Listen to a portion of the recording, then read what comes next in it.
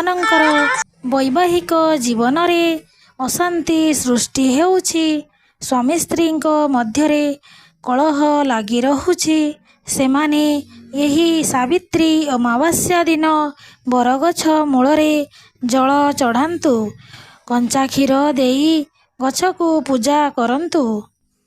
ସିନ୍ଦୁର, ଚନ୍ଦନ, ଫୁଲ, ଧୂପ, ଦୀପ ଦେଇ ଗଛକୁ ପୂଜା କରନ୍ତୁ। ବୈବାହିକ ଜୀବନରେ ଶାନ୍ତି ପାଇଁ ପ୍ରାର୍ଥନା କରନ୍ତୁ।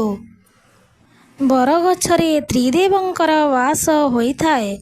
ମୂଳରେ ବ୍ରହ୍ମା, ମଧ୍ୟରେ ବିଷ୍ଣୁ ଓ ଶାଖାରେ ଶିବଙ୍କର ବାସ ହୋଇଥାଏ।